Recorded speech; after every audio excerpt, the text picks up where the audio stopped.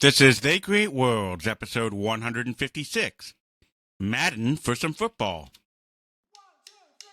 If anybody wants to find me,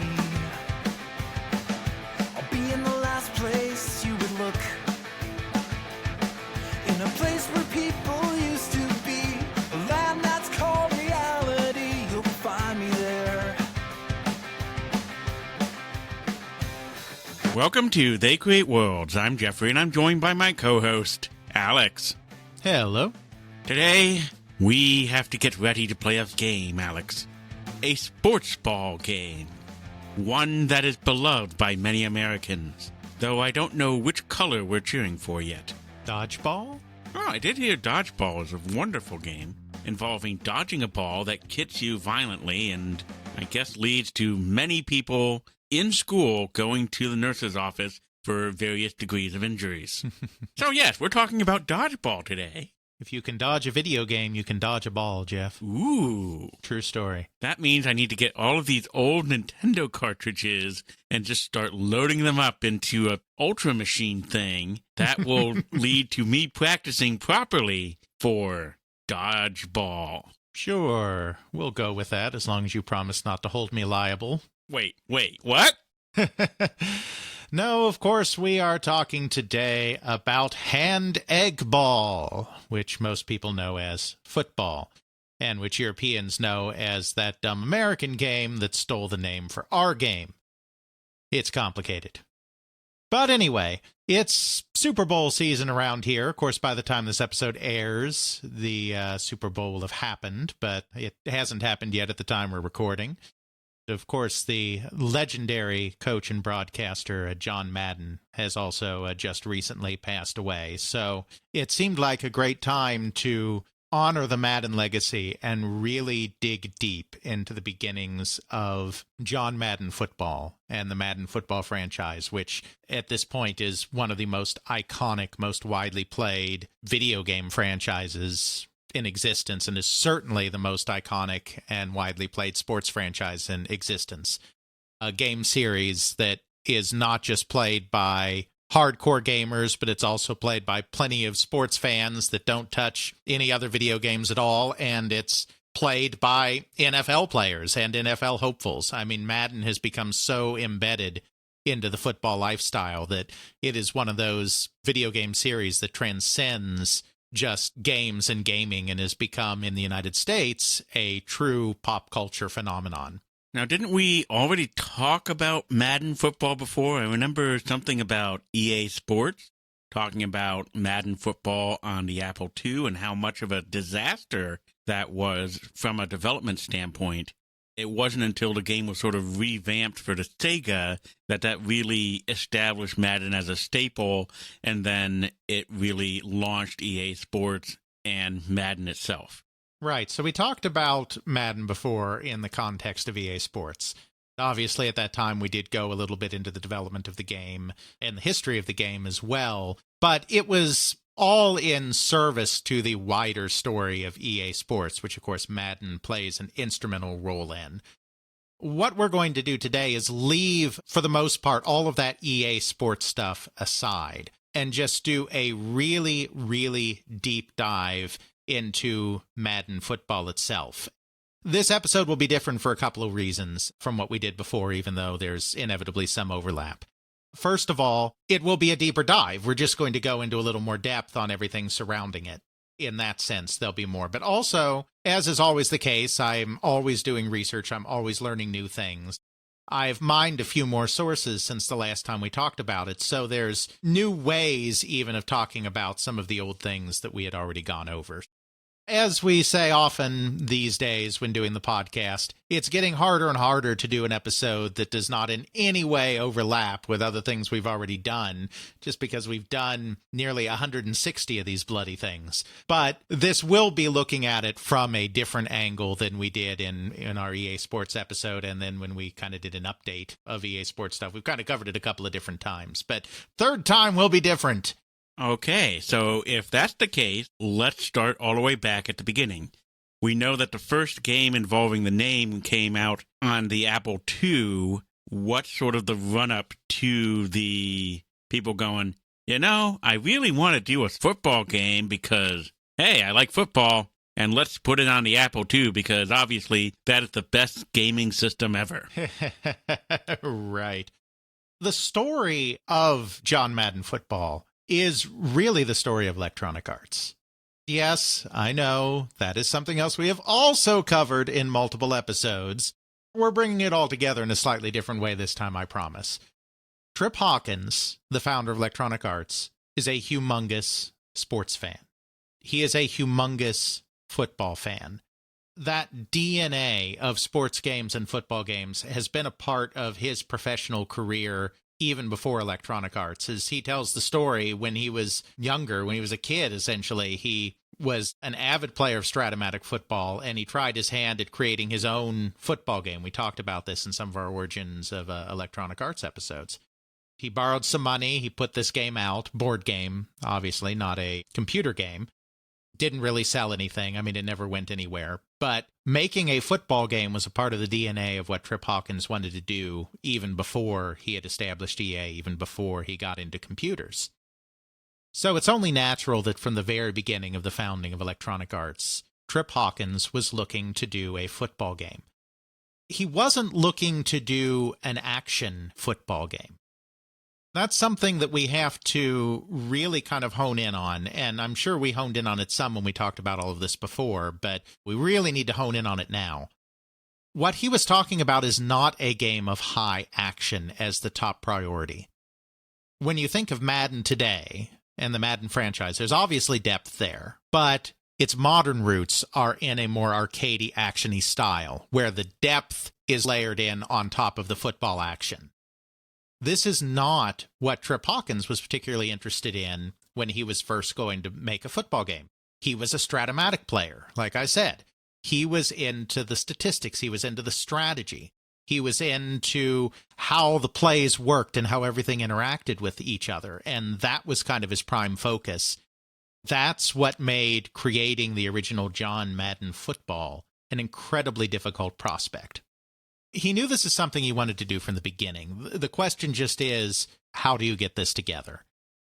We have to remember that Electronic Arts was not a company that employed its design talent in the beginning. That was the big founding principle of Electronic Arts, which we went into, so we don't have to go into depth again, is that they found and cultivated independent artistic talent, gave them the resources they needed to complete their projects, and then marketed and sold those products, and then gave the programmers and artists royalties on those products. Nobody was employed in-house. EA's early talent came from a lot of different places, but the main line that's important for us here is San Diego, California. San Diego was actually a bit of an early computing hotbed. There was a lot going on down there. There were a couple of coin-operated companies down there, Gremlin Industries and Cinematronics that we've mentioned before. There was some tech down there, so there were computer enthusiasts down there. It ended up being one of the early hubs for early Apple II video game design, and this was largely down to an individual by the name of Jim Nichols. I'm sure we've probably mentioned Jim before, but we haven't talked about him very much on the program because he was more of a behind-the-scenes guy than he was actually making games. Very instrumental in some of the reverse engineering that Electronic Arts did to get them on consoles in the late 80s, early 90s.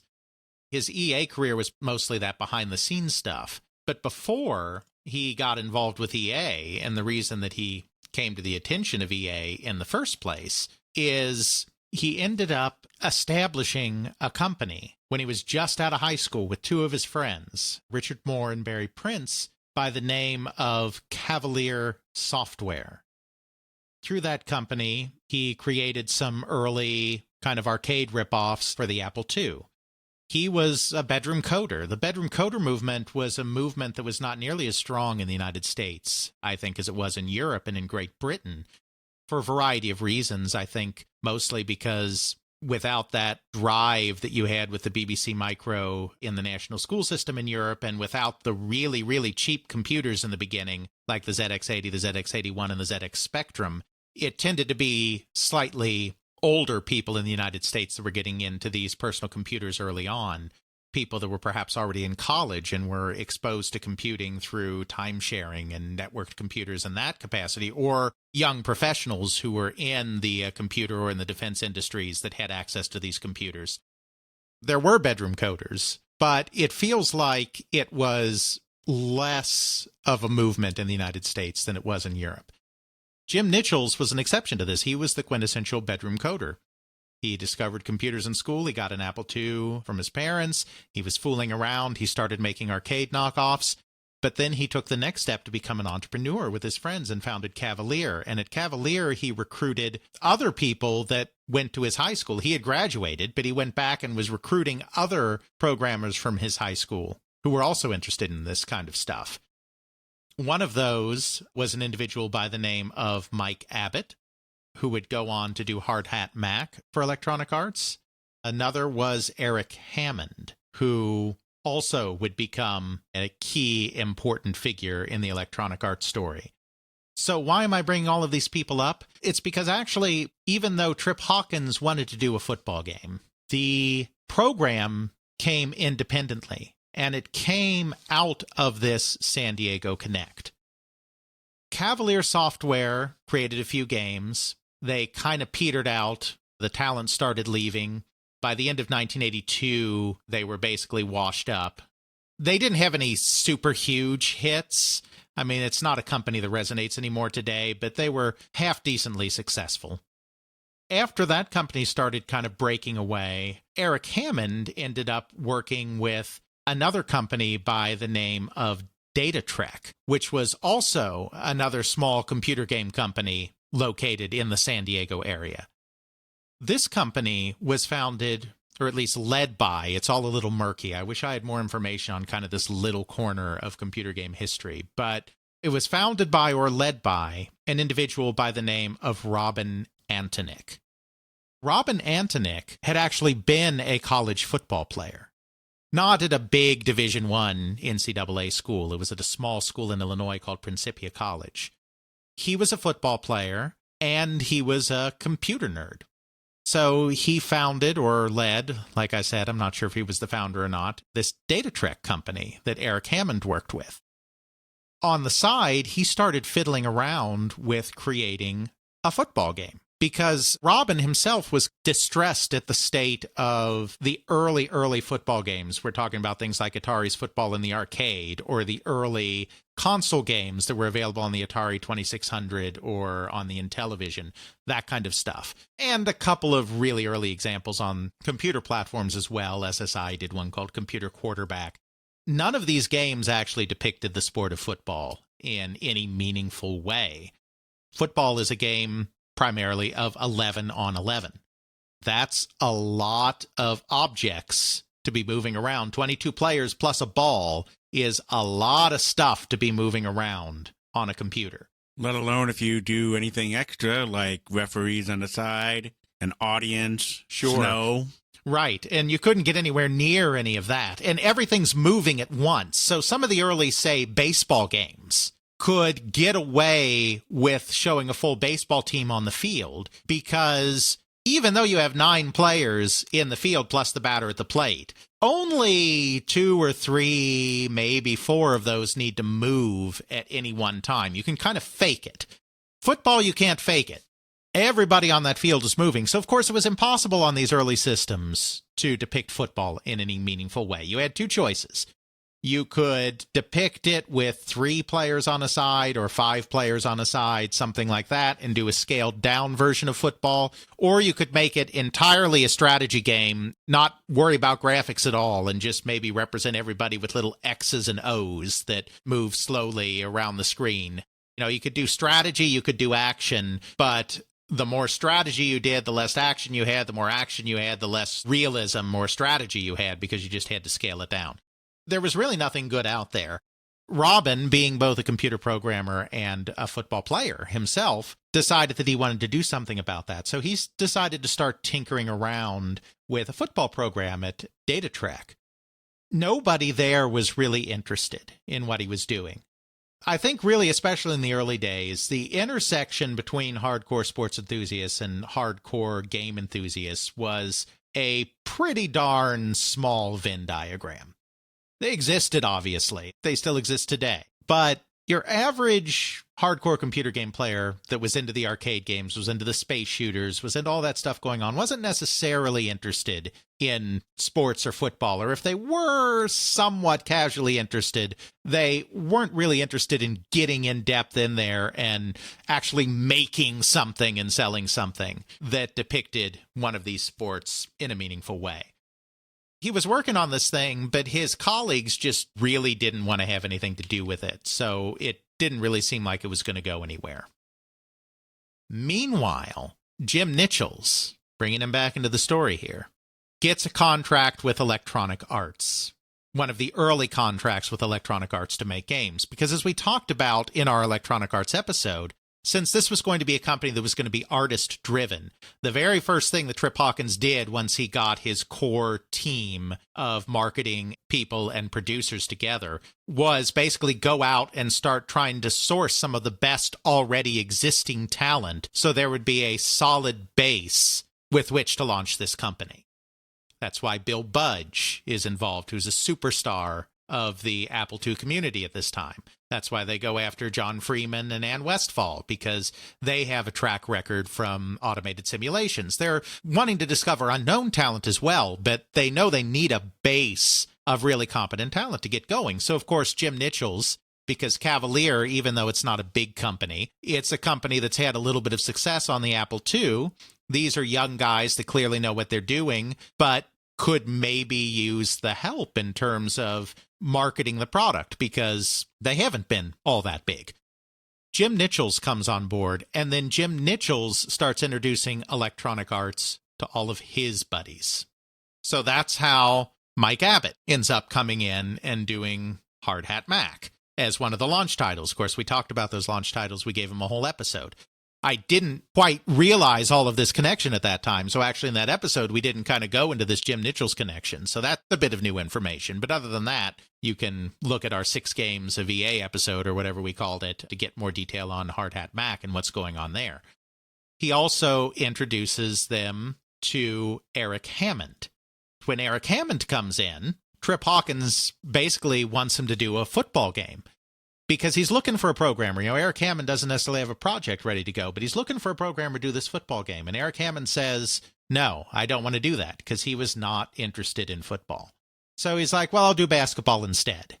That was the birth of the one-on-one project, Dr. J and Larry Bird Go One-on-One, which we talked about in our EA episode. We're not going to talk about here, but we're just establishing the connections. But that just goes to show that football was already, as early as 1982 or early 1983, was already very much on Trip Hawkins' mind. He wanted to do a football game. Eric Hammond doesn't want to do this football game, but Eric Hammond has connections with Robin Antonick, and this is a part of the story that I don't have fully formed. It would be nice to be able to talk to Robin or Eric and get more of the details here. I do know that Eric Hammond did a game for Data Trek, a game called Maze Craze Construction Set that was released in 1983. I also know that Eric's, I think, brother, pretty sure he's a brother, but anyway, he's a relation, Greg Hammond, worked for Data Trek. So Eric Hammond also knew the Data Trek people. Eric Hammond knew Robin Antonick, and presumably Eric Hammond knew that Robin Antonick was working on a football game. So Eric Hammond becomes the link that introduces Robin Antonick to Electronic Arts. I don't know exactly how that went down, but I imagine, and this is speculation, I want to make that very clear, but I imagine Eric Hammond knew that Electronic Arts was wanting to do a football game because they asked him to do it. Eric Hammond knew that Robin Antonick was working on a football game and kind of served as the go-between to get these guys together. So in 1983, Robin Antonick comes in to Electronic Arts and pitches them on doing a football game. He'd already started work on it. He didn't have a fully functioning game, but he kind of had a basic shape to it. His goal, as I said, was to do something that depicted the action of real football, 11-on-11 football. None of this 3x3, 5x5, whatever else you want to call it stuff. Something that was also actually based on some degree to individual player ability and reflected the action going on the field, because the other thing about a lot of these early games is that they were largely predetermined. And again, it's because of the complexity of this stuff on very early computers. You not only have to keep track of 22 objects at the same time that are all moving, but you have to calculate out the interactions between these objects, because it's football, it's a contact sport. Not only are these objects moving, they're colliding with each other, quite literally. It's a lot to keep track of. So even the games that were using 3x3, 5x5, etc., a lot of them relied on stock canned plays. You would choose your play from a very small playbook. It would never be a very big playbook at the beginning. That playbook would dictate how most of the play would turn out. And you may have a little bit of a control over one player on the field as this is going on, but your amount of control over what could actually occur after the play was chosen was actually relatively small, just because of the programming complexity of it. So that's the other thing he wanted to overcome. He wanted 11 on 11 football, and he wanted individual actors and the individual control of players on the field to have some kind of impact on the final result of a play. Now, you're saying that the plays were predetermined. Does that mean that each play is almost like a rock, paper, scissors thing? Like you choose a play, the opposing computer chooses a play, and a rock, paper, scissors thing plays out to determine that, oh, you picked rock, he picked paper, he wins. Yeah, to a large degree. Like I said, you did have some control over an individual player, so you could alter the fate a little bit. But yes, that's a lot of what was going on in these early games, is a rock, paper, scissors kind of format, as you say, where the plays that offense and defense chose would go a long way to determining how things would play out. Obviously, how each side chooses to play is a big part of football. But the problem is, in real football, all sorts of things happen. Plays go wrong, or even though you call a play and the other player calls the wrong defense because they have this one really great player, this player manages to correct and come through and salvage it. There's a lot that happens. It's like war. I mean, football and war are so very similar, as George Carlin likes to tell us in his famous stand-up routine. It's very much like a war, and so you make your plan, but all bets in a way are off once you make first contact with the enemy, and then your plan only gets you so far, and individual performance goes a long way to determining how things turn out. It's the same in football, but there was less of that in the early football games on computers and whatnot, just because that was so much to keep track of. So this is an ambitious project. We have to remember at the time, the typical Apple II computer, you could expand it more, but the typical Apple II computer was about 48K. Of RAM. Yes, 48K of RAM, sorry. That was the memory size. That's all you had to do all of this stuff. As Joey Barra, who was the producer on the original John Madden Football, likes to say, the goal was basically to model all of the complexity of football on a machine with less memory than your watch today. Yeah, that doesn't sound like an easy task to do. It's not. If it's even possible at all. Exactly. But that was Antonik's ambition. He was very ambitious, and this dovetailed with Tripp's desire to do the game. So they signed a deal. In October 1983, Robin Antonik was signed to a deal to create an 11-on-11 football game that modeled all of the rules of football. That was specified in the contract. Some of you that maybe have listened to our other episodes or from other sources know the Madden story, at this point are like, wait a minute, that's not the Madden football story. The Madden football story is that Electronic Arts is making this 7-on-7 football game, and they show it to John Madden, and John Madden is outraged because it's not real football. And he says, if it's not 11-on-11, it's not real football, and I will not put my name on that. I recall hearing that at some point. It's a famous story. It's in all the tellings of the creation of John Madden. And John Madden himself tells this story. So John Madden, who was theoretically there, also told the story this way. But here we are at the beginning of the project, and there is no John Madden in October 1983.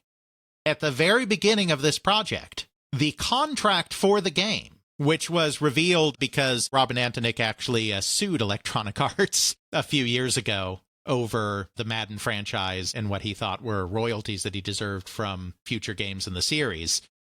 Because of that, a lot of this stuff has come out, and that's how we know about the contract. The original contract, before Madden was ever in the picture, stipulates it will be 11-on-11 football. The story the big famous story and turning point is not true, or at least it's not entirely true. It's apocryphal. It's not entirely apocryphal, probably. So I have talked to Joe Ibarra, who was the first producer on the game. Well, I guess in a way, Trip Hawkins was the first producer on the game. Joe Ibarra did not want to do John Madden Football. But Joe Ibarra was probably the most accomplished of the first group of producers at Electronic Arts. He was a chess player, a really good chess player, and a very big strategy game fan before he ever came to Electronic Arts. He was actually connected to Electronic Arts through Joel Billings, the founder of SSI, because he was playing all of SSI's war games, these complex military simulations. And Joel Billings hooked him up with Trip Hawkins. He was kind of one of the most successful of the early producers. He was the producer on One-on-One Basketball, which of course went on to be a massive, massive hit. He had a track record, and he was very good with the sports games already, obviously, because he'd done the basketball game with Eric Hammond. So he was bothered basically every day saying, you got to do the football game, you got to do the football game. And he did not want to. He could tell that this was going to be a massive, complicated, difficult project. Because Electronic Arts had gone through a period of difficulty right around here, which we talked about in our EA episode, he was involved in putting out fires in all sorts of projects. His hands were full with everything, and he did not want to do a football game. But finally, he was kind of forced into it and became the producer, though Trip Hawkins also maintained a very active interest himself in the product because this was his dream project for Electronic Arts, doing a football game. So I talked to Joe Ibarra, and I asked him about this. I asked him about the Madden story. The way he tells it, the game was always meant to be 11 on 11. His goal from the beginning was to do 11 on 11. And of course, as we know now, the contract backs him up because the actual contract says it was 11 on 11. Trip Hawkins, according to Joe, was really not sure they could pull it off. And it was Trip Hawkins that kept trying to pull them back and saying, well, maybe fewer, maybe we should do fewer players. So there was an internal debate. So my guess is at some point they showed John Madden a prototype of the game in progress that was only 7 on 7. That famous exchange probably did happen. I mean, sure, John Madden could be making it up too, but this is something that Trip Hawkins has told, and it's something that John Madden has told on his end. And of course, John Madden would have no idea about the intricacies of development. He only sees what they show him. He never saw the contract. He didn't know it was a contract for an 11 on 11 football game. So my guess is that they showed him a 7 on 7 prototype at one point, and he got irate about it and really did give that famous line about 11 on 11 football. My guess is that that turned into a point of no return for Trip. Trip was the one that was hedging. But I think once Madden said that, he probably felt that he couldn't hedge on it anymore. That's probably what got him to kind of stop trying to get Joe and Robin to cut back on what they were doing. I don't think it's probably entirely apocryphal, but we have to be clear that it was not Madden's direct intervention that led it to be an 11 on 11 football game. It was always going to be that. So if you take nothing else away from this episode, because we do like to bust a myth here and there as we put out these episodes, if you take nothing else away, just know that the original John Madden Football was always intended to be an 11 on 11 football game, thanks to the ambition of Mr. Robin Antonick. Okay, so we've got a football game. Trip Hawkins is very interested and is keeping a close eye on it. Joe Ibarra has been lined up to produce it. Robin Antonick is starting to create it. Now we need a celebrity, right? Because we did Dr. J and Larry Bird go one-on-one. It's a massive success. And the endorsements are really a part of why it's a massive success. I mean, just being a one-on-one basketball game, I don't think would have had the allure. I think the fact that it was these two premier players that were very different in playing style, but both very elite players, was kind of the appeal of the game to the general public. So we're doing a football game. We need to have a celebrity endorsement on this as well. Quarterbacks are the sexiest role in football. They are the commander, they're the field general, right there in the middle, calling the shots, making the plays, driving down the field. the first logical place to go is to a quarterback, and the quarterback in the early 1980s is Joe Montana, no question. Tripp's first play is to go get Joe Montana. Well, Joe's not available. As Tripp tells it, he already had an endorsement deal of some kind with Atari. I've never been able to completely track that down. Obviously, there's no Joe Montana football for the Atari. There is a Joe Montana football, but that's a very different game from a very different time on a very different system. That was also based on the Madden engine, but that's beside the point. So I don't know. I mean, this is right around the time of the crash. Were they going to do a game with Joe Montana? I don't know. I mean, they did license Pele for their soccer game. It was the very first time, to my knowledge, that an athlete had been licensed for a video game. Were they planning to do that? Maybe. Or maybe it was just more they wanted him to advertise. They were working on a new series of updated sports games for the 2600 and the 5200, their new system at that time. So maybe it's just that in order to promote real sports football, the football game they were working on, maybe they just signed Joe Montana to an endorsement deal. Maybe they planned to use him in commercials, and that was considered enough of a conflict of interest that he couldn't also be in Joe Montana football for Electronic Arts. Or maybe Tripp's wrong or misremembering, and it was something else. But whatever the reason, Joe Montana was unavailable. His next choice, as Tripp tells it, was Joe Kapp, who had been a quarterback back in the day for the Vikings and was a well-known college football coach at the time. Joe Kapp was willing to do it, but he wanted big royalty, and he wanted his name on the product and his picture on the box and all of this stuff. Tripp, quite frankly, didn't think that he was a big enough get compared to what he was asking for. They'd have been massively overpaying. That was out the door, too. Now, those are the only two that Tripp mentions that he approached.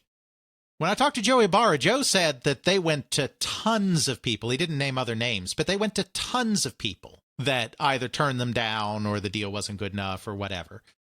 The way he told it, John Madden was nowhere near the top of their picks. As they worked their way down the list, whether it was a list of 3 or a list of 15 or a list of 500, depends on who you talk to, they finally got around to John Madden. Either that or they got really desperate and they made some sort of deal with the devil, and that's the source of the Madden curse. Right. John Madden today, and of course he did just pass away at the end of 2021, less than 2 months before this recording. John Madden today is probably more well-known for his football game than anything else.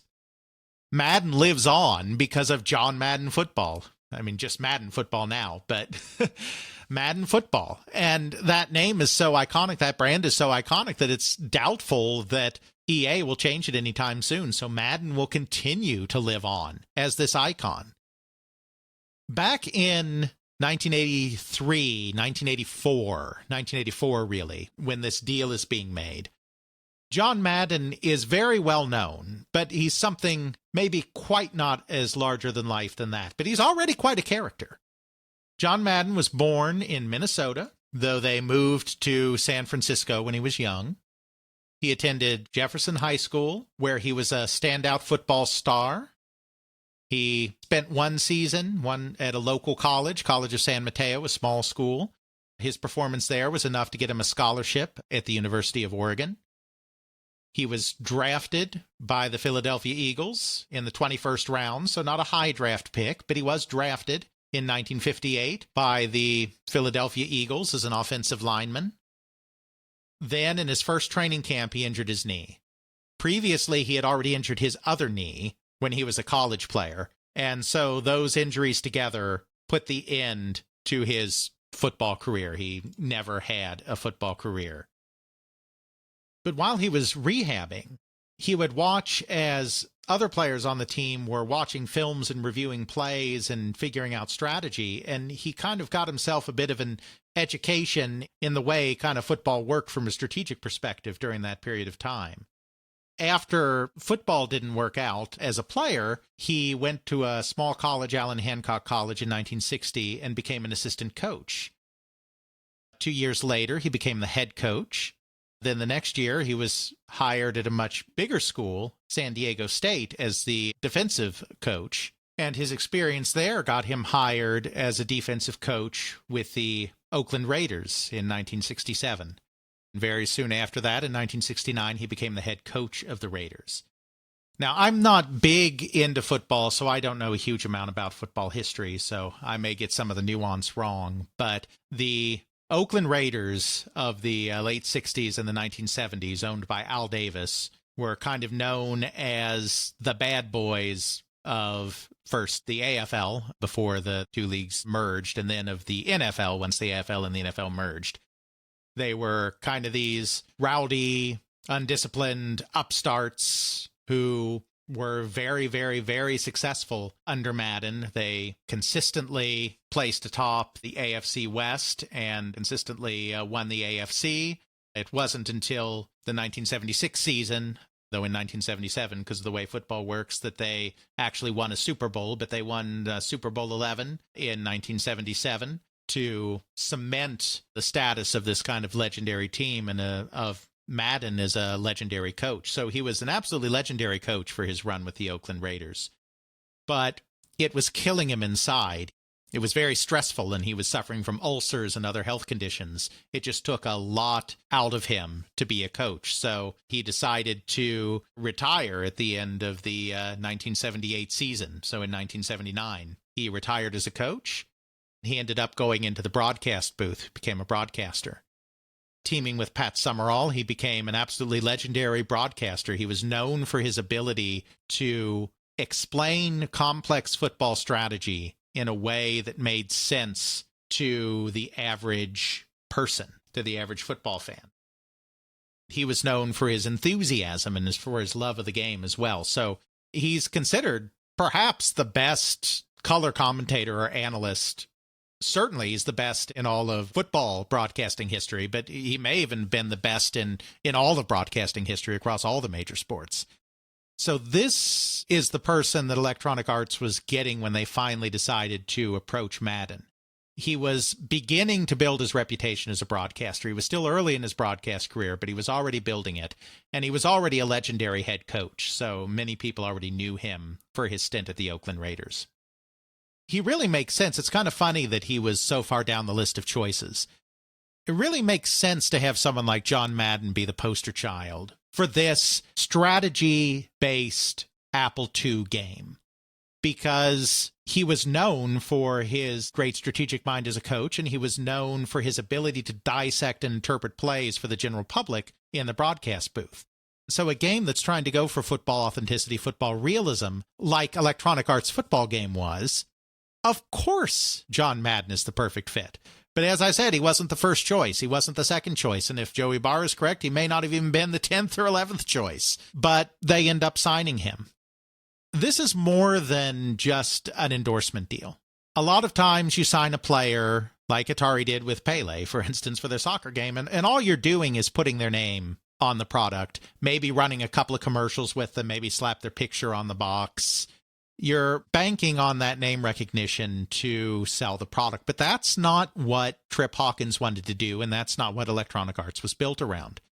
We've talked about this before, both with Madden and with one-on-one, but, they had done one-on-one basketball before this. Larry Bird wasn't that interested in collaborating, so Larry Bird basically was just a name on the box. But Julius Erving actually spent a day with Eric Hammond and actually spent time going over some of the finer points of his game and providing input. Madden would be very much the same.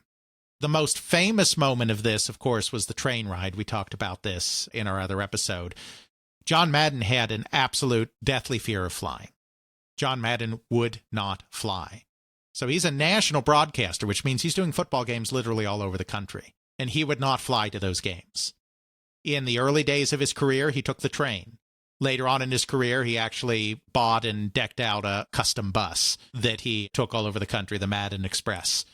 So in 1984, at some point in 84, Trip Hawkins, Joey Barra, and Robin Antonick get on a train with John Madden. He's like going from Minnesota to California or something like that. I forget the exact cities, but it's going to be a 2-day train ride to get to his next broadcasting gig, and they spend that time going over his belief in football strategy. And this really influenced the final product. Joey Barra kind of describes it in this way, that John Madden was an offensive lineman as a player before he got hurt. So the foundation of John Madden's philosophy on football strategy was that offensive line and how that offensive line was going to be lined up on the field. Once you know where the offensive line is, then the defensive line kind of takes their cue off of that and lines up. And he saw a lot of the important strategy in the game in the way those two lines came together, facing each other, and squared off at the beginning of the play. That was the starting point for him. Then from there, you could move on to strategies and what you're doing with your receivers and all of this other stuff. It's certainly believable that 11-on-11 story happened in some capacity because, aside from obviously his focus on football as a sport, the fact that he's so clued in to the idea of how the players line up means that he would have been particularly offended if he had been shown something that was not 11-on-11. Well, if you look at it from his standpoint, the math and the strategy changes if you reduce the number of players. If you go from 11 to 7 to 5 or 3, the amount of capabilities and complexity of the play goes down, and you don't have some of the strategies that he's used to seeing or the capabilities of the teams to execute a play without that 11-on-11. Exactly. So Madden is all over this game. He's not just on the box. He's not just on the title screen. He's all over the game. He provided a lot of input just in this kind of general strategy session. He also provided his playbooks from his days with the Raiders. He wasn't a coach anymore. No one was running those plays anymore. It's not like that was some kind of super-duper trade secret that would get him in trouble. Robin Antonick actually converted all of the plays in Madden's Oakland Raiders playbook into plays in the football game that became John Madden Football. John Madden Football has a bewildering array of plays. It has over 80 offensive plays and over 80 defensive plays built into the game.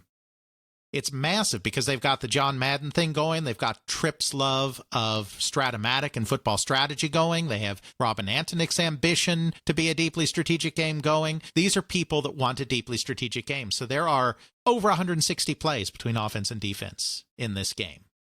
So that's a big aspect of how John Madden ends up in the final product. The other thing that he did is he also introduced Tripp to another guy that was very instrumental in the first version of the game, named Frank Cooney. Frank Cooney was a beat writer for the San Francisco Examiner. He covered football for the newspaper. Cooney and Madden had grown up together. They were of an age. They had attended local high schools that were just 5 miles apart. So they knew each other going way back. And they had become friends during Madden's time in Oakland when Cooney was covering the Raiders.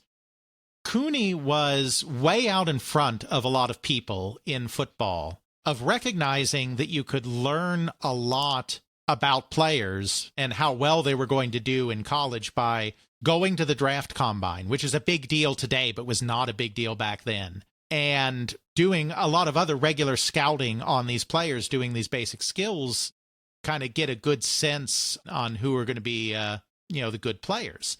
He kind of had a side gig where he would supply scouting reports on college players to NFL teams. He created a board game himself that was based on player skill ratings. He was coming up with his own system for rating players. Remember, one of the things that we talked about that was kind of deficient in the early games is they were more based on what happened in the plays than they were based on what the players, what the individual actors on that field were doing.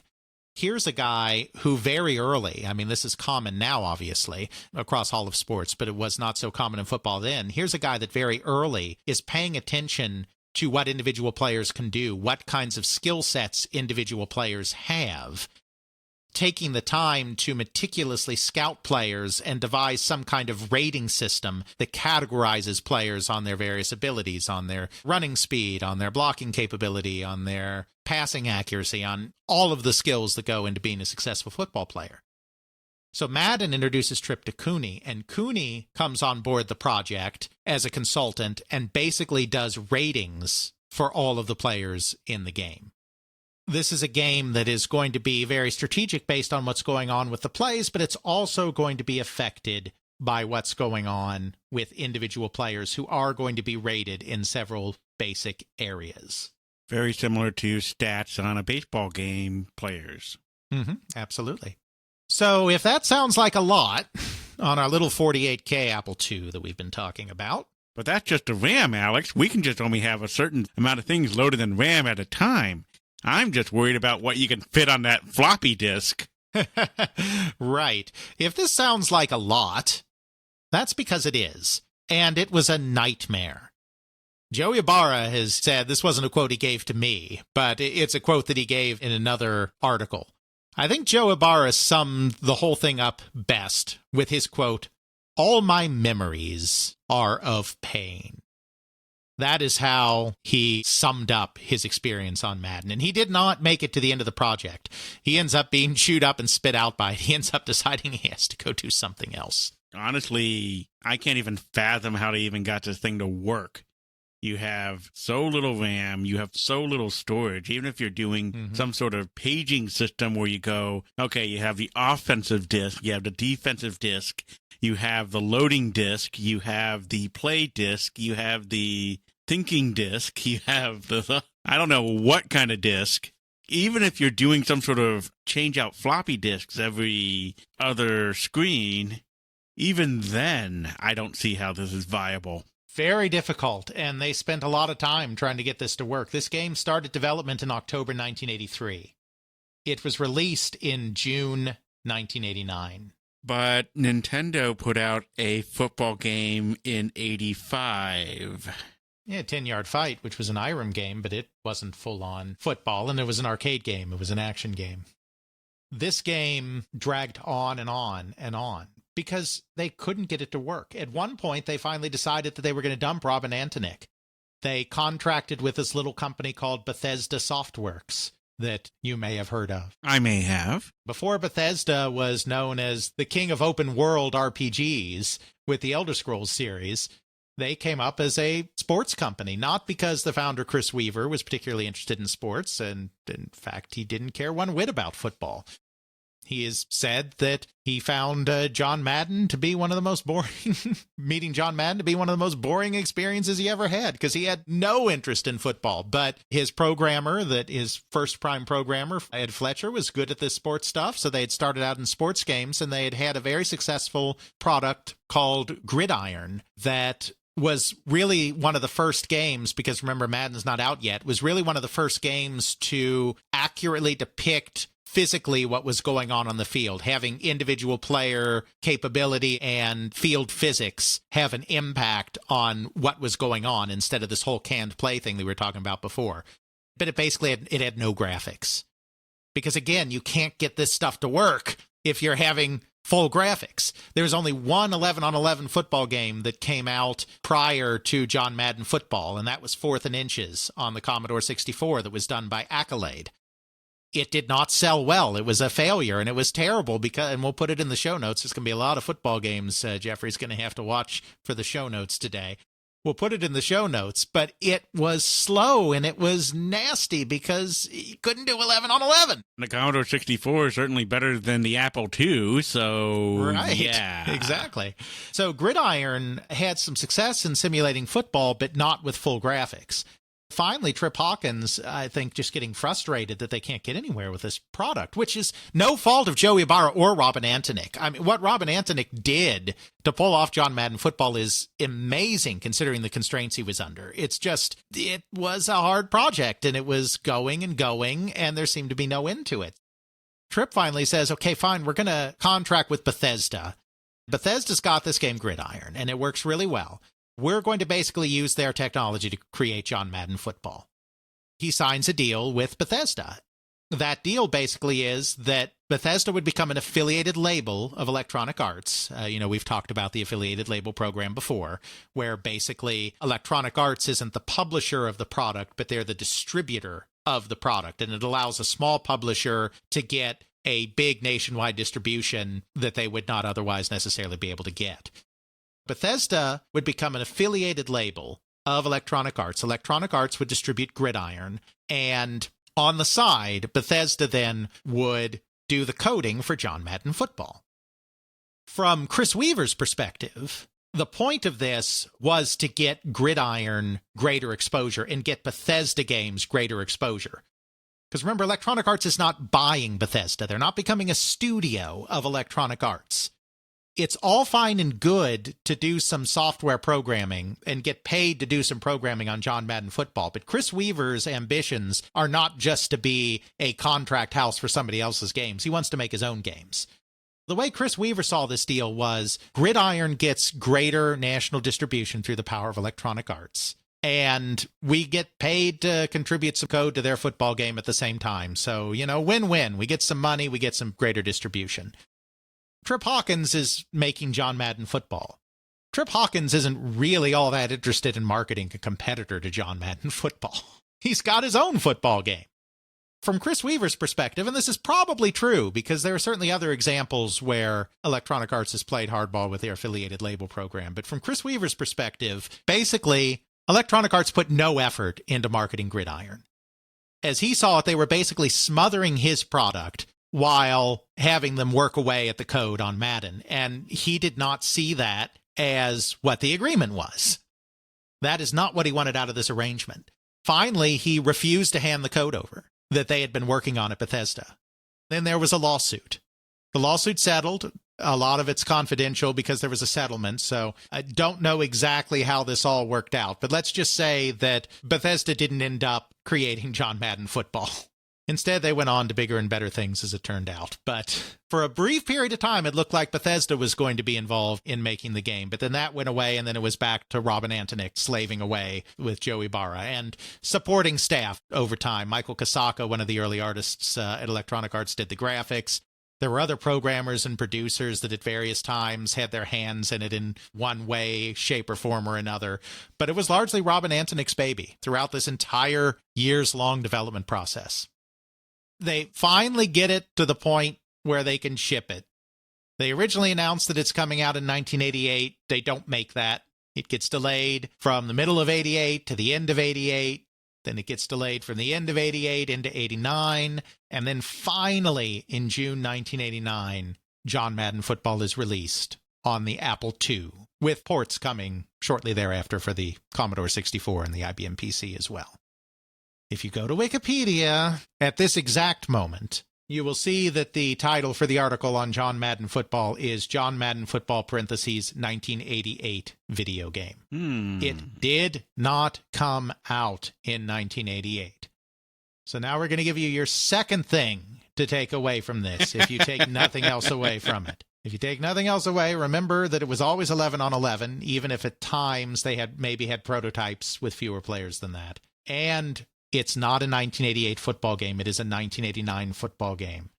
This is beyond the shadow of a doubt. We have contemporaneous computer game magazine articles announcing when it came out. We have Computer Entertainer, which kept track of when games were released. We have them originally showing it as coming in 88. We have them then showing it coming as 1989. We have them then finally reviewing it in the middle of 1989 when it came out. We know for a fact it came out in 1989. I'm just too lazy to fight with the Wikipedia people over it.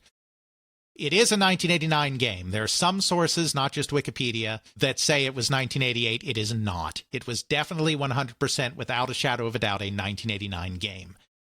As you alluded to at the top of the episode, Jeffrey, and as we talked about, of course, in our previous EA Sports episodes, it was a disaster. Because you can't do 11 on 11 on the Apple II, as it turns out. We will, of course, put this game in the show notes. We always put the games in the show notes. For some reason. This game is ugly, first of all. Ugly graphics. I mean, the Apple II isn't necessarily the most brilliant graphically capable machine to begin with. It's compounded by the fact that you can't be using up too much of your memory with all of this stuff going on drawing the graphics. It is ugly, and it is slow. I mean, really, really slow. Stutters like crazy when you're playing it. It's not so much as stutter as you just get really, really low frame rate.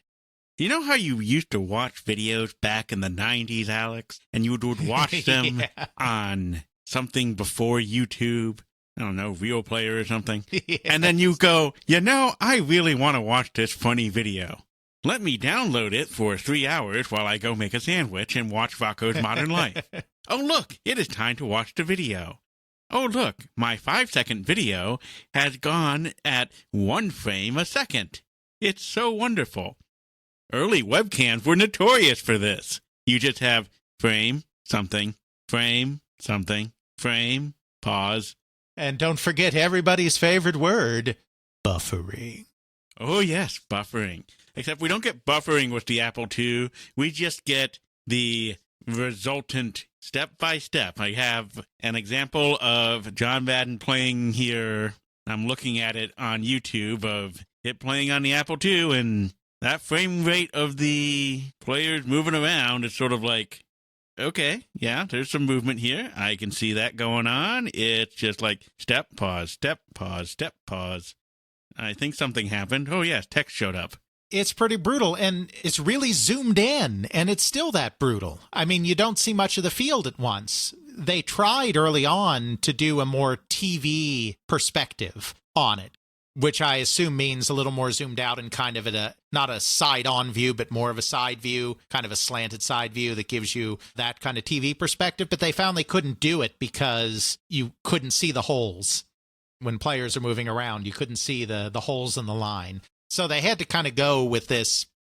It's kind of overhead, but not quite overhead. It's actually kind of what became the classic football view in the football video games, which is that you're kind of, but not quite really overhead, because you're kind of a little bit to the rear and overhead, so that you get kind of a perspective that you're going to drive down the field. But in the original Madden, it's really zoomed in, so you don't really see much of the field. You have very little idea of what the field looks like. You only get a brief view of the field. So at the start of your play, it does sort of a massive overhead view, like you said.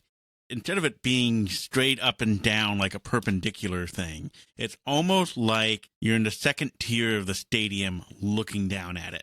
Sort of like that angle behind one of the goalposts. Mm-hmm. You see the big play and it starts playing, then it zooms in to wherever the action is. You still have that same angle or perspective of what's going on, but you can actually see the detail more of what the players are actually doing and issue whatever order you're trying to do. It's not great, but it does communicate something. The problem is not so much with the perspective, because as I said, that perspective would become the classic video game football perspective. The problem is more that the perspective cannot be executed perfectly well, because that perspective requires a little more view of the field, a little more scrolling capability of hardware to actually be effective. So it's just not that effective in the original John Madden Football with the way things are. It's slow, it's clunky, it's releasing to a very different market. In the early 80s, the idea of doing a strategy game, a sports game that led with strategy, is not a very radical concept, because so much of the early computer game output on the Apple II, on the early Commodore computers, on the TRS-80, if you want to go there, was very cerebrally based, was very strategically based, because in those days, computers were expensive. It tended to be a slightly more affluent, a slightly more educated, a slightly older crowd that owned these personal computers, and they were interested more in strategy games. So that was not a stretch for a game that you were starting to create in 1983. Having the strategy correct and not worrying so much about the action was an okay call for that kind of market, but that's not the 1989 market. By 1989, the Nintendo Entertainment System coming along has completely changed the market. Obviously, the computer game market in the United States is a different market from the console game market, but they still affect each other. This is a very action-based market now. And even before the NES came out, the Commodore 64 started changing the market to a more action-oriented market in the mid-1980s as well, because it had good sprite capability. Part of the reason why the Apple II was not a very action-oriented computer with action-oriented computer games is because it didn't do hardware sprites. It did bitmaps. You had to do, if you wanted sprites, you had to do them in software. Commodore 64 comes along. It has great hardware sprites and pretty good scrolling, so that kind of influences. And then, of course, the NES comes along, and that just completely takes the market there. So it's all about the action. It's about Bo Jackson running all the way down the field in Tecmo Bowl. It's not about 81 plays on offense and 81 plays on defense. It's just a different world. And then the other thing, of course, is that the Apple II was eclipsed years ago as the primary computer game machine. It gained that distinction almost by accident because it was the only one of the early computers that had real graphics. The Commodore PET and the TRS-80, the other two famous members of the Trinity, they had character-based graphics. It was all letters, numbers, or basic shapes. I mean, you could have as characters that were arrows or lines or this and that, but it wasn't just letters, numbers, and punctuation. But it wasn't much more than that. And the Apple II had a bitmapped screen, so you could do actual graphics on it. Because it had that bitmapped screen and lesser color capability and all of this, it really wasn't well suited to necessarily being the game's computer. So once the Commodore 64 came along, then it was very rapidly eclipsed. And then, of course, the IBM PC grew in sophistication for game playing, and by 1987 is starting to eclipse the Commodore 64. The Apple is a dead platform at this point. There's no way you should be bringing out a game on the Apple II at this point. And yes, they did port it. It did appear on the Commodore 64 and the IBM PC. They weren't that stupid. Still, it was a game designed with the Apple II as the lead platform. Even as it moves to other platforms, it is in some ways bound by the constraints of making an Apple II game. So it releases at the wrong time, in the wrong market, on the wrong platform. It's a flop. Why would they even continue making it? It's because this was Tripp's baby. They tell the story that around the office it was called Tripp's Folly by the end.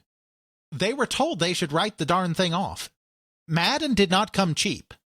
That license was not a cheap license. The financial people were saying, just write this game off, because with all the development costs you've sunk into this and with the endorsement cost of getting Madden, you are never going to turn a profit on this thing. So just stop. There's a thing called the sunk cost fallacy, where you feel like, I put so much effort into this, I put so much money into this, I want to see some sort of return on investment. Sometimes you just can't. You just have to walk away, because it doesn't matter how much more money, effort, time, or whatever, you're not going to reap anything near what you put into it. Exactly.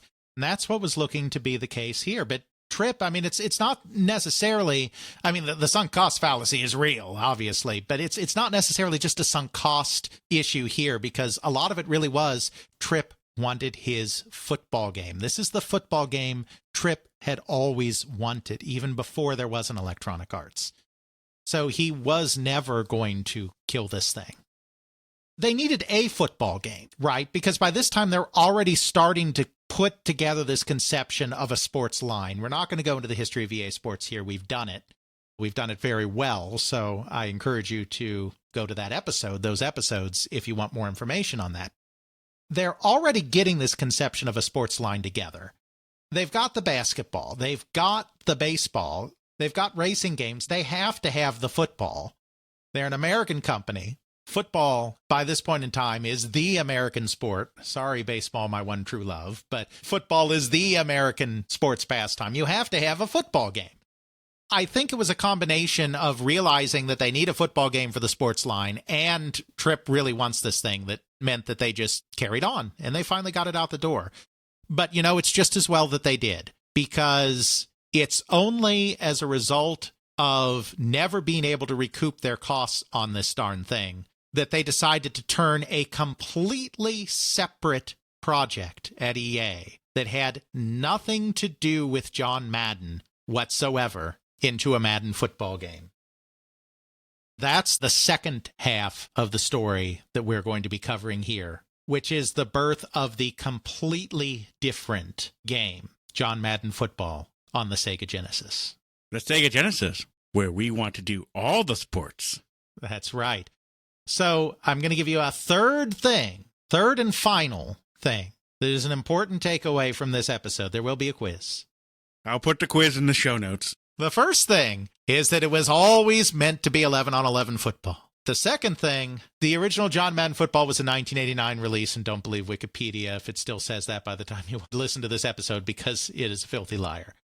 The third thing is that John Madden Football on the Sega Genesis was not in any way, shape, or form meant to be a John Madden Football game. It was not created as an extension of the John Madden line. It was created with a completely different philosophy from John Madden Football. It was created by completely different people from John Madden Football. It only became a Madden football game, as we will see, because the dramatic failure of John Madden Football almost made it a necessity. So now we have to go back and talk about another person that joined EA in 1983. This is an individual by the name of Richard Hilleman. Richard Hilleman had been a computer operator and programmer, more of an operator really, and a big video game and arcade game and Apple II game enthusiast. He was based in Las Vegas, Nevada. He was working at a defense facility there as a computer operator. He would fiddle around on the mainframes there, doing his own stuff, as many of these programmers and operators did, and decided that he needed a computer of his own that he could transfer some of these projects to in case they got wiped off the mainframe because, it wasn't necessarily work stuff. He ended up buying an Apple II. There were 2 computer shops in the Las Vegas area at the time, or at least 2 that mattered. He went to one called Century 23. Century 23 became a magnet for the early Las Vegas computer game scene, which there was one. Oddly enough. He met several other people there that would become very influential in the industry. David Gardner, who would go on to a long career at EA and then become a venture capitalist after that. Lewis Castle, who was one of the co-founders of Westwood Studios, which was Las Vegas people, and several others. So he fell in with this game-playing crowd. There was a big arcade near Century 23 as well. He fell in with this whole crowd and became very into this game stuff. So when David Gardner went off to Electronic Arts, another one of these young, because he was a teenager, another one of these young prodigies. Hilleman wasn't a teenager, but Gardner was. Hilleman ended up following Gardner out to Electronic Arts and joined the company in 1983. He was basically the IT guy when he started. That wasn't the only thing he did, but he was kind of the guy responsible for production. Not in a factory sense, but in a tech sense. He was basically a system administrator would be today. I mean, they didn't have a system because it was not online like that, but he was basically a system administrator, an IT guy. He was maintaining the development environment. He was doing the IT work. He did have some programming ability, so he was doing some low-level programming. He was writing some utilities. He was doing the copy protection that they were using. Kind of a jack of all trades on the lower technical end of the company. It turned out that another friend of his, Rick Koenig, was doing a game called Racing Destruction Set, which was a racing game, but it also allowed you to design your own tracks. It was part of this whole EA thing that they had going with the pinball construction set and the adventure construction set. They had a bunch of these. So they had the Racing Destruction Set, little pun on the whole construction thing.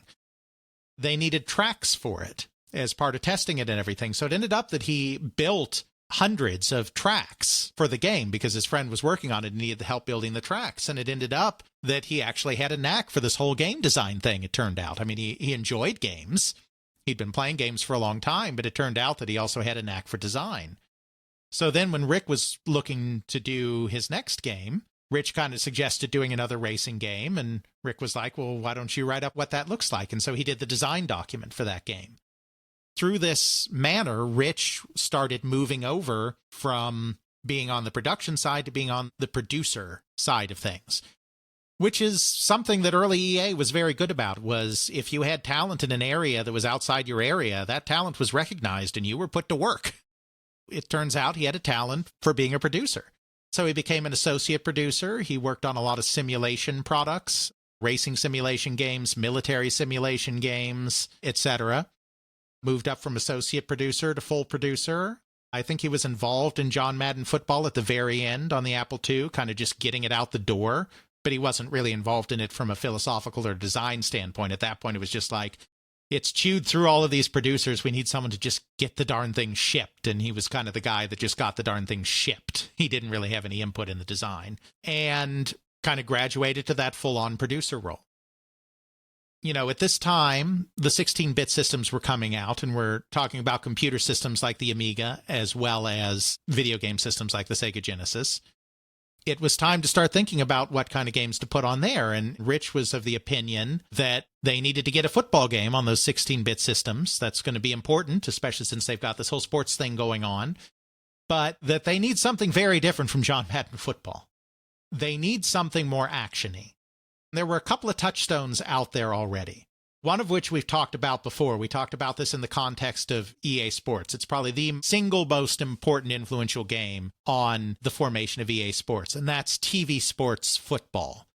We talked about it from an aesthetic standpoint last time. We talked about how it had this whole conceit about it that you were in the middle of a television broadcast. So there were cheerleaders, there was a halftime show, there were commentators, there was a coin flip. There were all of these little animated cutscenes and vignettes showing all of these aspects of a game outside of the game itself, though, of course, it also modeled the game, too. So we talked about that aesthetically, how that was an influence on the Electronic Arts Sports Network, which became EA Sports. But it was also an influence just in terms of having bright, bold visuals and slightly better action, though it still runs a little slow because it's hard to do 11-on-11 football even on these early 16-bit systems. So that was one touchstone. And then Data East did a game called ABC Monday Night Football with another San Diego-based developer, incidentally, called Park Place Productions that was founded by Troy Linden and Michael Knox. They got together with Park Place and a guy by the name of Scott Orr, who had founded a company called GameStar earlier in the 80s that had focused on sports games. It was really the only computer game company that really focused on sports games. They ended up being bought out by Activision. Activision didn't really know what to do with them, kind of ran it into the ground, so Scott Orr kind of left, became kind of a free agent, and then he combined with Park Place to do ABC Monday Night Football. This is a game that focused more on the action. Now, the original Commodore 64 version is kind of slow, too, because, again, it's the Commodore 64. But it really focused on the action, and it focused on intuitive play. It did not have many plays. I think it may have even only had 4 on offense and 4 on defense. I mean, it was a very small number of plays.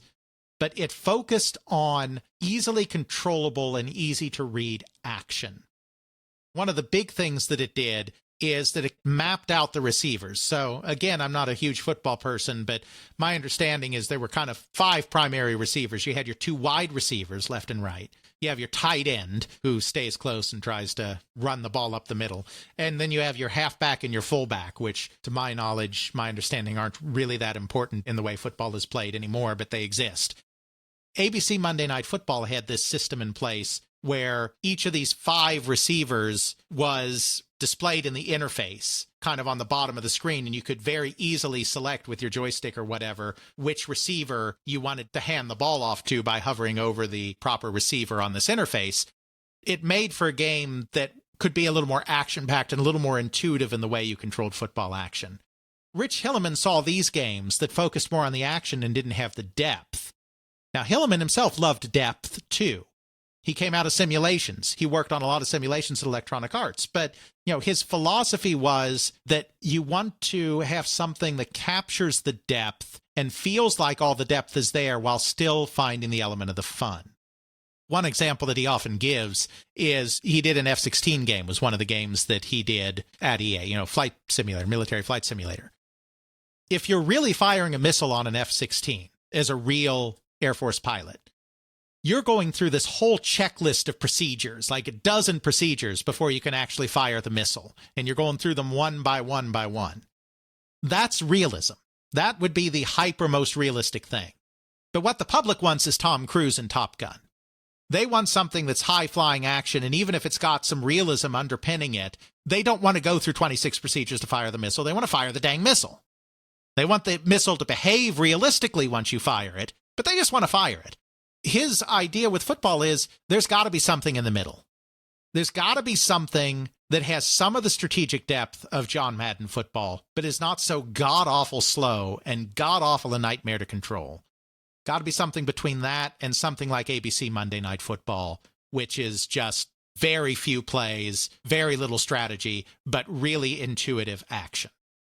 So he decides that's what he's going to provide for the next generation, for the 16-bit. He starts a project that is called Electronic Arts Football. That's the name of it.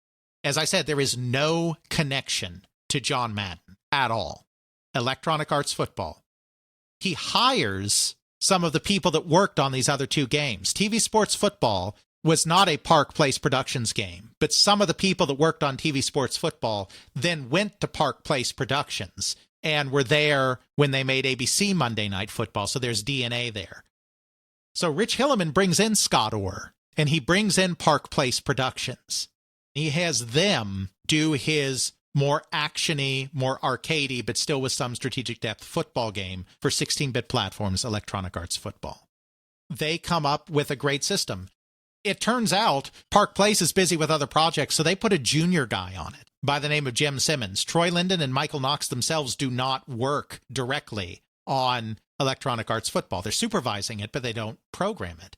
They put a guy named Jim Simmons on it who's an audio guy. He had actually done the audio for both TV Sports Football and ABC Monday Night Football, but he had never programmed a game before. So it looks like they're getting the darn B team. As it turns out, Jim Simmons is really good at this stuff. Before he even goes in for the first pitch to show things off to Rich Hilleman at EA, he puts together a demo with a smoothly scrolling, through the use of parallax scrolling, football field with all of the players, 22 players, running around on it. I'm not a technical guy, so I don't know all the tricks that he used to do this, but basically he used some very clever programming tricks in the way that he updated the screen, segment by segment in the memory, in order to be able to do this smoothly scrolling football field where you can see off into the horizon. This is the big difference. The perspective of it is not that much different from John Madden's perspective on the Apple II.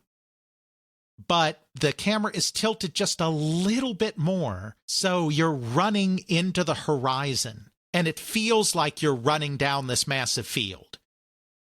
Because it scrolls smoothly, even though it doesn't scroll fast, it's not a lightning fast scrolling, but because it's smooth, there's no stuttering, there's none of this hiccup stuff that you found in John Madden Football. It feels like you're really moving down that field. It's a whole different effect. It feels better, really, than any other football game before it, because even the other football games like TV Sports Football and ABC Monday Night Football, they still had some of that stuttering to them. They didn't have this smooth scroll. This is what made Electronic Arts Football so revolutionary. Jim Simmons is the guy that really made all of this happen. I mean, it's frankly astonishing because you're talking about 22, 23, maybe even 24 objects having to move around at once. Mm-hmm. You go, well, systems should be able to handle that, right? Not necessarily. I mean, think of just the 8-bit NES. If you throw more than 8 objects on there, right, the NES will start stuttering horribly. There's ways to do that with even things that are launch titles like Super Mario Brothers. Super Mario Brothers 3 was notorious for this in certain situations. Even the SNES and the Sega Genesis were able to be lagged down if you got too many objects on the screen. Whenever you talk to any kind of speedrunner and they are playing some of these older games or even modern games, their biggest thing is to get the most things off the screen they can, because that gives them that few extra free processing things in order to proceed faster and further. So the fact that you can get smooth video objects moving around and getting 22, 23, 24 of them, that's frankly astonishing even for a 16-bit era system, because you think, oh, but Jeff, Alex, I remember Contra. That could shoot. I got all these bullets going around. I got explosions going everywhere. I got tons of monsters being shot up and everything. Yeah, pause it at any one time and count how many actual objects are on that screen. How many things are actually doing something. Mm-hmm. Yeah, you may have a lot of bullets. That's just one object repeated in a line. That's not really an independent thing. All the bullets are a single object. That's just given that illusion. Sort of like how with the Atari you had the effect of a laser beam by having the ball object, a 1-pixel ball object, used really rapidly in one line, so that you had a laser effect. But it's really just one object that's just, hey, I'm not wiping out where it was. I'm just saying, you're just going off in this weird direction, and it's just going to leave this residual thing. most SNES and Genesis things, you're not getting anywhere near 22 objects on the screen. You're lucky to see half of that. Right. It's really remarkable what he's able to do. So he brings that to the first meeting, and they're telling Rich Hillman and everything, what are you going to do? Well, we're going to scroll the screen. And it's like, and how's that going to work? And then he says, well, it's going to look like this, because he brings it with him and he shows it. And then he shows them how much of the processing power it's using to get this effect. And it is surprisingly little. Again, I don't know all the tricks he used, but it's all down to clever tricks and memory management and how you draw the screen and all of that, just maximizing what he could do on that system. So you've got Jim Simmons nailing the programming. You have Scott Orr continuing to refine the interface that they had before. They figured out pretty quickly. I mean, they started out, it's like we need something for 16-bit systems, but they figure out pretty quickly that what they need is something for the Sega Genesis, because EA is going to go on that. The Sega Genesis has 3 buttons, A, B, and C. So they do a variation on the ABC Monday Night Football thing. Now, ABC Monday Night Football had 5 receivers. For Electronic Arts Football on the Genesis, they decide, well, we've got 3 buttons, so we'll tie each button to a receiver. You'll have your 2 wide receivers and your tight end. We won't worry about the halfback and the fullback. They don't matter anyway. Each one will be tied to a receiver. So if you're the quarterback and you're getting ready to throw the ball, it'll just be boom, boom, boom, A, B, C. You choose which one you want by pressing the button and you do the throw. They also came up with a system of windowing, which was, again, kind of taken from football broadcasts. So the receivers may be far down the field, depending on the play you're calling, when you do the throw. So they came up with having a separate window open up if you're throwing to a receiver and the receiver's getting ready to catch the ball, as a way to allow that action within the action to happen without losing perspective on the field. They come up with all of these great ways to do an action game. It's great ways to do the graphics. And at the same time, they also take a similar approach to rating all of the players. Another person that was very instrumental in this game was an individual by the name of Michael Brook, who became the associate producer on the game. He had actually gotten his start with Electronic Arts as an assistant to Trip Hawkins himself. Then he left the company to do other things, and then he came back. Brook became the associate producer on the game, working with Hilleman. And like Hilleman, he had a deep love of simulations as well. His big idea for the game was that he wanted to have every team in the game to have a different style and a different way of playing. Now, these weren't going to be NFL teams. They didn't have a license or anything. At the start, they figured they would have 8 teams. Brooks's idea was, let's have each one of these teams play differently and have different styles. So the way that you would do that is by having a comprehensive rating system for the players. So that's what Brook brought to the game. Brook started rating everybody, giving them different speeds, different weights, different abilities across all of these different teams and players.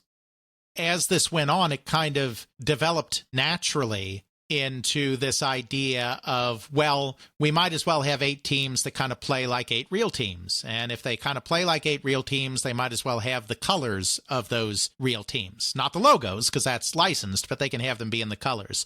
Over time, as he developed this rating system, it developed into a game where they were modeling real teams, though they didn't actually have any kind of real license. Brook was the one that took the lead in doing all of that. And that's simple to do. You just have the team be whatever the city they're based out of and just do whatever the color scheme is. So Washington, orange and blue. Denver, blue and white. Yeah, except Washington's not orange and blue. It's like maroon and yellow. Oh, it isn't the thing I'm watching right now. So, yeah, well, they only had the colors they had. Very true. Very true.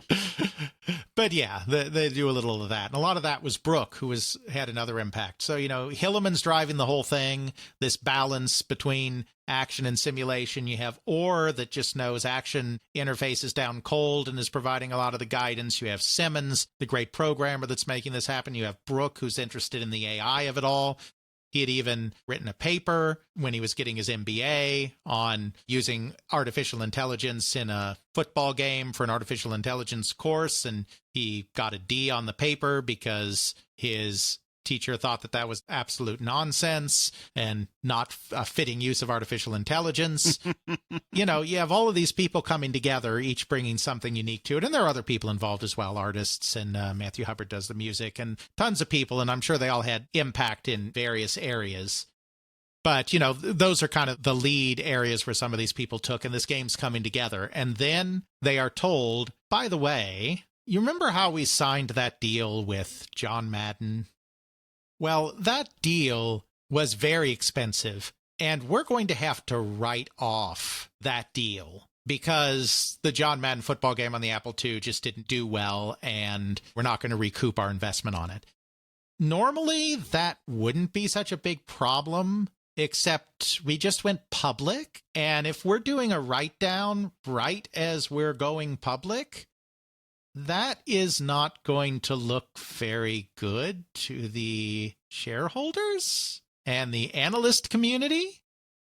Could you maybe find it in your hearts to make this a John Madden football game so that we can continue to use the license on this game and apply the profits of this game to the deal and not have to write it all down? Okay, thanks. Also, we were your boss and we're doing this anyway. Right. So they're like, okay, that's actually how Electronic Arts Football became John Madden Football. John Madden was actually not very involved in the original Madden football game on the Genesis. Now, he became very involved as the series progressed. But in the very first version, he was not very involved because they brought him in very late. It was never supposed to be a John Madden game. There was actually a John Madden 2 on computer platforms. That was the sequel to John Madden Football on the Apple II. That is not what this is. This was a completely separate arcade game that had the working title of Electronic Arts Football that was converted into John Madden Football. So that's why I said earlier, if you take away nothing else, take away the fact that this is not a Madden game. It's a different team with a different objective, different everything. But at the end of the day, it becomes John Madden Football because they need to recoup the cost of that license. So John Madden Football releases in 1990. They're projecting that it'll do maybe about 200,000 in sales. It ends up doubling that. It ends up doing 400,000 in sales. It's a hit because it's a really good, solid, action-y football game on the Sega Genesis. Hilliman and Brooke immediately decide that they want to follow up with a sequel the very next year. There's a lot of stuff that they didn't get to do in the first game that they wanted to do. They can incorporate Madden more in a second game, have him take more of a role. There are people at the company that are skeptical because you didn't back then do sequels back to back to back to back to back like that, even of sports games, because you didn't want to cannibalize sales of the original. You might do a data update disc with new rosters, but you didn't do brand new games. But Trip Hawkins agreed that this was the right way to go. They went with it. Of course, EA Sports gets caught up with all of that too, and we're off to the races. It doesn't become a phenomenon overnight, but this is the starting point. It's really the Genesis game. The Apple II game is almost a footnote in the history of John Madden Football. It's really with this first Genesis game that you get the start of what becomes Madden. They do the year thing, 92, 93, 94. On and on and on. You know, there's a whole interesting story to tell there as well. We won't tell that story today because this episode's run long enough, and we're not going to do this as a two-parter either. It's a story that we may revisit at some point in the future, but I don't think I have enough of a unique or interesting take on the next phase of Madden to comfortably do an episode right now up to the quality level that we're used to in our podcast. At least in honor of John Madden and his passing, here is a look, an in-depth look at how the series was born and some of the hardships that were faced in getting this product to market and ultimately launching what would become a multi-billion-dollar franchise. It's kind of funny that the game that he had his hand in, even though it was a good from a simulation standpoint, was a financial failure, and the game that people rethought the entire engine thing and went, okay, let's rethink this thing for 16-bit and get some nice good scrolling going on. Let's get some good football playing going on. That becomes the basis for what launched an entire franchise as opposed to what the engine and design philosophy of the original Apple II version was. The only thing they share is the name, and the only reason they share that name is at the 11th hour, Electronic Arts was like, we got to use the name so that we don't have to write all of this off as we're going public. That's the only thing they share. Rich Hilleman, Scott Orr, Michael Brook, some of the other people that come in after that, I mean, there are many. I mean, they're only involved in kind of the first few, but it's these people that drive forward what becomes Madden rather than Robin Antonick or Joe Ibarra or those people. But Madden is the connecting thread because Madden did get very involved. I will say one thing about the later games. I said Michael Brook did the ratings in the first game. Well, Madden didn't do the ratings at first. There was no time. And then one of the stories he likes to tell is there was, I think, a Philadelphia Eagle player that came up to him and was like, why the heck do I have this rating? That's ridiculous. Madden had no idea what he was talking about because Madden wasn't involved heavily with this game. His name was just on it. Now, there were not real players in John Madden Football, but it was obvious who the players were based on. They didn't have the license. For instance, the San Francisco 49ers quarterback was Joe Idaho in John Madden Football. I think we know who Joe Idaho is meant to be. So, this player kind of figured out which one was supposed to be him, and he was mad at Madden. And so after that encounter, this is how Madden told the story, Madden was like, from now on, I'm doing the ratings. And in the early games, he did. Later on, not so much, but he became very involved. He really is, even on the Genesis ones, more than just a face on the box. He is the only thing that these two games share. Everything else from the original John Madden Football is kind of apart. There you go. That's the establishment of the franchise. One that lives on to the present day, taking whoever is on the box art and doing something horrible to them every year. So, as long as we're not on the box art, how about we find something else to be cursed about, like what we talk about in our next episode? Well, we've been spending some time in the West recently, I think it's fair to say. I think it's time we went back in a more easterly direction again. We were just there not that long ago with Nintendo, but that was not a video game story. That was a toy story. That was a cement story. It's been a while since we've done a good Eastern video game story. Another thing that has certainly been consuming a lot of my time recently is Final Fantasy. Specifically Final Fantasy XIV. But we're not doing 14. 14 has a fascinating story of death and rebirth, but it's too new. We need more insight. However, this would seem to be a good time, with 14 doing so well and just releasing its latest big expansion, with Final Fantasy VII enjoying its 25th anniversary this year, etc., etc. This seemed like a good time to maybe go back to where it all began. Wait a second here. You said Final Fantasy VII is 25 years old? Yes. I remember playing that in high school. Yes. So this means high school was 30 years ago? 40 years ago? I don't know. I'm old. Get off my lawn. 25 at least. This seemed like a good opportunity to go back to where it all began and kind of do a deep dive into the very first Final Fantasy game. We've done some stuff on the history of Square as part of the origin of Japanese RPGs, but taking a specific deep dive into the creation of the very first Final Fantasy, which launched this entire phenomenon. I remember us talking about this a bit before, where we went into the history of Enix and Square way back in the early years of the podcast. We did. And of course, Final Fantasy came up in that, but talking about really dialing in on the first game specifically and how that all came about, and maybe all the NES games, we'll see how it goes. But since we talked about Square and Enix back then, I've acquired a lot more sources, especially by machine translating interviews with Japanese developers. I have a lot more information on the people behind the original Final Fantasy, not just Hironobu Sakaguchi, but many of the others as well. There's enough information there to tell a good story that hasn't really been told all that coherently in the West, and we like our deep dives and bringing new material to the table, so let's go on a Final Fantasy next time around. Final Fantasy, Dungeons & Dragons, a game rife with bugs. Just don't play a thief. We will see you next time in They Create World, the Final Fantasy edition. Check out our show notes at podcast.theycreateworlds.com, where we have links to some of the things that we discuss in this and other episodes. You can check out Alex's video game history blog at videogamehistorian.wordpress.com. Alex's book, They Create Worlds, the story of the people and companies that shape the video game industry, Volume 1, can now be ordered through CRC Press and at major online retailers. Email us at feedback@theycreateworlds.com. Our Twitter is TCW Podcast. Please consider supporting us on Patreon at patreon.com/theycreateworlds. Please help get the word out by leaving a review on your favorite podcasting service. Intro music is Airplane Mode by Josh Woodward, found at joshwoodward.com/song/airplane mode, used under a Creative Commons Attribution License. Outro music is Bacterial Love by Roland Music, found at freemusicarchive.org, used under a Creative Commons Attribution License.